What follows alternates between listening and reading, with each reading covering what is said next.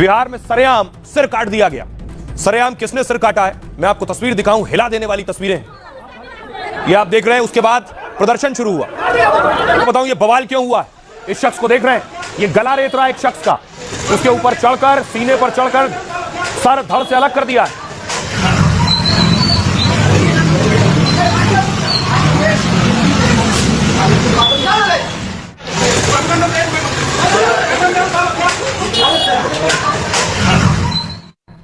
उसके बाद देखा, तस्वीर और विचलित कर सकती है। उस शख्स का सर धड़ से अलग करके बीच सड़क पर रख दिया।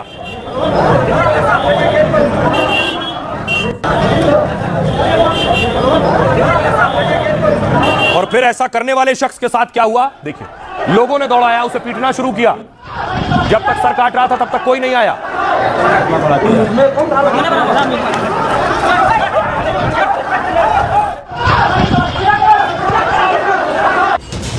हैवानियत हजम करने की और दरिंदगी की दहशत में दम तोड़ने की हमारी आदत हो चुकी है। यह लिखना पड़ रहा है क्योंकि ना तो पहली बार हैवानियत हुई है और ना पहली बार हमने ऐसा किया है। एक शख्स गला रेते जा रहा है, सरेआम सरेराह, किसी को कोई फर्क नहीं पड़ रहा। कोई वीडियो बनाता रहा, कोई स्कूटी घुमाकर भाग खड़ा हुआ और तड़प तड़प कर उसकी जान चली गई। आपको लग रहा होगा कहानी यही खत्म हो गई। नहीं, जिन्हें उस वक्त किसी की चीख पुकार सुनाई नहीं दे रही थी, उन्हें थोड़ी देर बाद गुस्सा आ गया और ऐसा गुस्सा आया कि एक और जिंदगी मौत की नींद सो गई।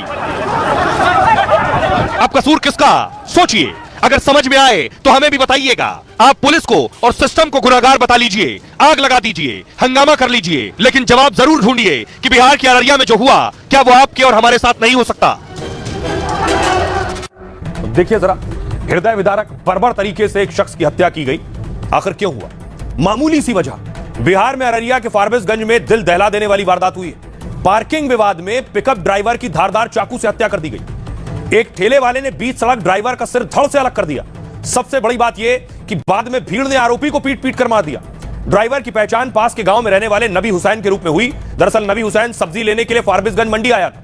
वहीं पर गला काटने वाले राहुल चौहान ने सत्तू का ठेला लगा रखा था। दोनों के बीच पार्किंग को लेकर कुछ कहासुनी हुई और बात बढ़ गई। विवाद बढ़ा तो राहुल चौहान और नबी हुसैन में हाथापाई शुरू हुई और फिर राहुल ने चाकू निकाल लिया और नबी हुसैन पर दनादन वार किए। वो घायल होकर गिरा तो राहुल ने उसका सिर धड़ से अलग कर दिया। जब राहुल नबी चौहान का गला रेत रहा था तो लोग वीडियो बना रहे थे। वारदात को अंजाम देने के बाद ठेले वाला राहुल वहीं झाड़ी में छिपा था। पुलिस और भीड़ ने उसे झाड़ी से बाहर निकाला और थाने की ओर खींच ले गए। गुस्साई भीड़ ने पुलिस के कब्जे से आरोपी ठेले वाले को खींच लिया। भीड़ ने राहुल को दौड़ा दौड़ा कर पीटा और उसकी भी मौके पर मौत हो गई। सुनिए जरा इस पूरी वारदात पर पुलिस क्या कह रही है। वहाँ पर नबी हुसैन करके एक व्यक्ति हैं जो पिकअप ड्राइवर थे। उनका जो झड़प है वो रवि चौहान करके एक व्यक्ति है जो सत्तू वहाँ पर बेचता है। किसी बात को लेकर के झगड़ा हुआ और जो चाकू है जिसको कि बरामद भी किया गया है, उसके द्वारा जो है निर्मम उनकी जो है हत्या की जाती है। वो भी कानूनी कार्रवाई है, हम लोग पूरी ताकत के साथ करेंगे। इससे कोई दुश्मनी था, ये अचानक मार किया है। और कौन मारा पता चला? ये हमको अभी पता चला, मार दिया सब यहाँ पे सत्तू वाला है ना, वही मार किया। तो पूरा जो है ना, ये जो है सब्जी मंडी में लगा देंगे।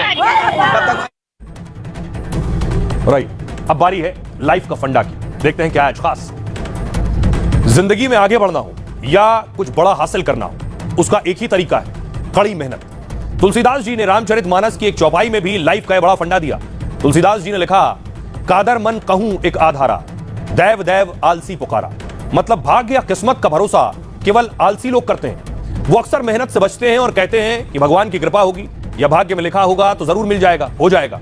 लेकिन जैसे सोते हुए शेर के मुंह में खुद शिकार नहीं आता, उसे आलस छोड़कर शिकार के लिए कड़े दांव पेंच लगाने होते हैं। इसी तरह जो लोग सिर्फ किस्मत के भरोसे बैठे रहते हैं, आज का काम कल पर टालते हैं और बाद में ईश्वर से कुछ अच्छा होने की दुआ करते रहते हैं, उनके हाथ से न केवल बड़े मौके निकल जाते हैं बल्कि समय काम पूरा न करने से धीरे धीरे उनका आत्मविश्वास भी कम होने लगता है। आलस की वजह से वो तरह तरह की बीमारियों और मानसिक तनाव का शिकार भी हो जाते हैं। इस तरह तुलसीदास जी ने इस चौपाई के जरिए लाइफ का अहम फंडा दिया।